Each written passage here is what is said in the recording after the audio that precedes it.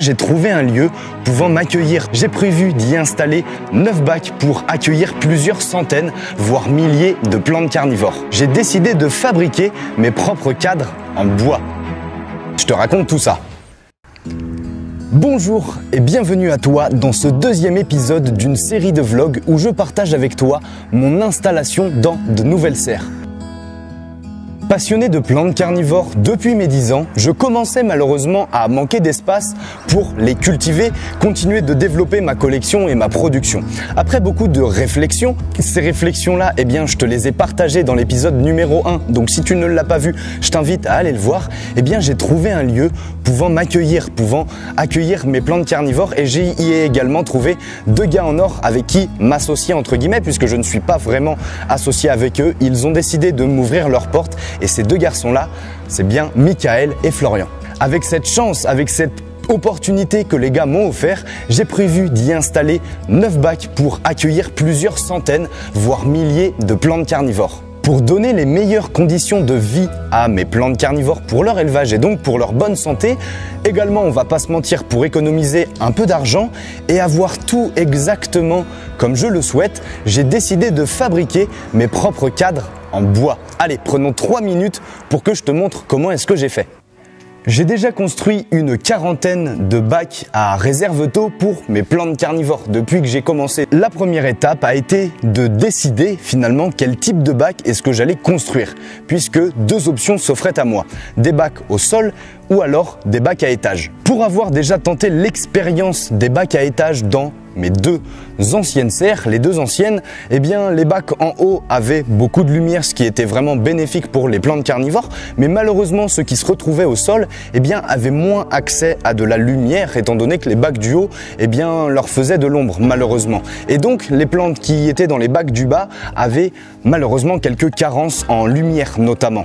Donc finalement, ici, étant donné que j'ai de l'espace, je me suis dit, je vais construire des bacs directement au sol, au moins comme ça, toutes les plantes carnivores seront à la même hauteur et chacune d'entre elles aura exactement la même quantité de lumière. Ensuite, évidemment, j'ai dû prendre les mesures. Donc d'abord, je les avais prises sur le plan, mais j'ai également ensuite voulu le faire en réel pour m'assurer que tout allait bien et que les mesures que j'avais faites sur le plan convenaient également à la réalité. Et à un moment, je me suis rendu compte que j'allais avoir un problème avec les bacs de droite. Puisque par rapport au passe-pied que j'avais mesuré, finalement j'allais me retrouver tout à droite avec des bacs qui allaient être vraiment très petits et vraiment très fins. Donc j'ai décidé de reprendre mes mesures, commencer par construire les 7 premiers très gros bacs avant de m'atteler au travail de la construction des 2 bacs de droite qui sont eux pour le coup un petit peu plus petits étant donné que finalement l'espace est fait comme ça. Ensuite j'ai dû scier les planches de bois avec la scie circulaire de mon padré. D'ailleurs papa, si tu regardes cette vidéo, merci à toi. Donc en gros ce travail là m'a pris environ 1 à 2 demi-journées. Une fois que tout ça était terminé, pour finir, j'ai dû faire l'assemblage des bacs. Et tout ce travail, ce n'était que pour la structure du bac en bois. L'étape suivante, ça a été de mettre les bâches à bassin EPDM pour pouvoir retenir l'eau. J'ai donc dû recalculer précisément la quantité de bâches à bassin dont j'avais besoin car je n'avais jamais installé autant de bâches d'un coup. Et oui, c'est le Enzo du montage. Je me permets de t'interrompre dans cet épisode, j'espère que celui-ci te plaît. Si c'est le cas, n'hésite pas à me le mentionner dans l'espace commentaire.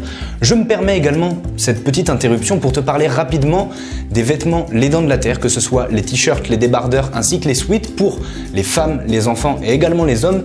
J'ai décidé à l'approche des fêtes de Noël de proposer une petite promotion de moins 20% sur l'ensemble des vêtements. Donc si tu as envie de faire plaisir à un proche et que tu as également envie de soutenir mon projet, je te laisse un lien juste en description sous la vidéo. J'ai également décidé de créer une carte cadeau physique ainsi que dématérialisée. Si donc tu as envie de faire plaisir à un proche sans même te tromper, celui-ci aura donc accès à la carte cadeau que tu lui as offert pendant 2 ans à partir du moment où tu l'as acheté et la personne pourra donc bénéficier d'un large choix de tout ce qu'il y a de disponible sur la boutique en ligne. Merci à toi pour ton temps et ton soutien dans mon projet. C'est ce qui me permettra également de continuer d'avancer pour continuer à te proposer notamment du contenu sur YouTube. Je te souhaite bon visionnage pour le reste de la vidéo.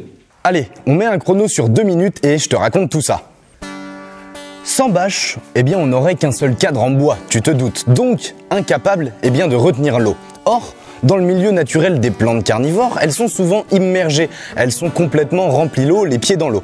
Et c'est un peu ce que j'essaye de recréer finalement avec mes bacs, afin de prendre pleinement eh bien, l'avantage de l'arrosage par capillarité, histoire de bien irriguer, histoire de bien arroser mes plantes carnivores. Tu as peut-être remarqué qu'il y avait déjà une bâche au sol. Alors, pourquoi est-ce que j'en mets une deuxième? Eh bien cette première bâche au sol, elle permet simplement déjà d'avoir un sol assez propre, puisqu'en dessous, on va dire que c'est assez sableux, sablonneux et un petit peu caillouteux, avec des cailloux très très fins qui en fait recouvrent eh bien, tout un système de chauffage au sol. Sauf que la partie caillouteuse, sablonneuse du sol eh bien, ne transperce pas déjà cette première bâche puisqu'il est vraiment très très fin. Et donc il n'y a finalement pas besoin de mettre de planche en bois juste en dessous du bac, juste en dessous de la bâche EPDM. C'est une chose que je faisais avant pour faire en sorte que le bac soit bien droit. Mais là, j'ai simplement décidé de disposer ma bâche EPDM à même le sol, à même la première bâche qui isole et qui sépare ces deux parties-là. Malheureusement, à un moment, j'ai fait une erreur de calcul concernant la quantité de bâches EPDM dont j'avais besoin. Donc, j'ai dû aller en racheter et faire un aller-retour à la CAMN, mon fournisseur professionnel, pour m'en reprocurer. Une étape très importante ensuite lorsque l'on installe cette fameuse bâche EPDM, eh bien c'est de bien gérer le pliage dans les angles.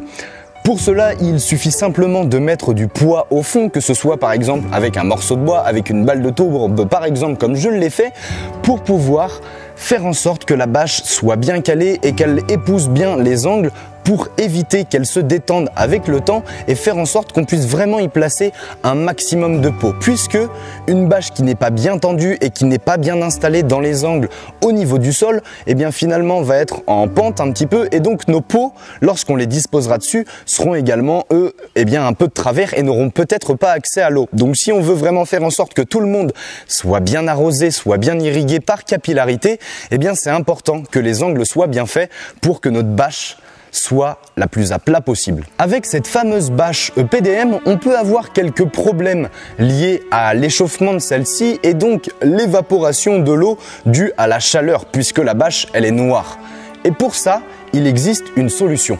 Et cette solution, c'est l'Aquanap. Si tu souhaites connaître, si tu souhaites découvrir les bénéfices de l'Aquanap, j'en avais parlé dans une de mes vidéos. Donc si tu as envie de savoir ce que cela pourrait apporter à ta collection de plantes carnivores, eh bien je t'invite à cliquer juste ici sur la vidéo que j'avais réalisée sur le sujet. Dans ce petit vlog, j'avais également envie de te parler de la table de rempotage que j'ai décidé de construire. J'avais la volonté de construire quelque chose de plus grand, car mon ancienne table de rempotage dans mon ancienne serre était un peu petite à mon goût. Et je n'avais pas possibilité malheureusement à l'époque de faire plus, car eh bien, la taille de la serre ne me le permettait pas, car celle-ci était déjà pleine à craquer. Maintenant que la table de rempotage est terminée de construire, on va pouvoir se lancer dans la multiplication des plantes carnivores, mais juste avant eh bien, de se lancer, malgré le fait que ce soit la période, il faut transporter les plantes carnivores et les emmener ici avant de pouvoir y toucher et les multiplier.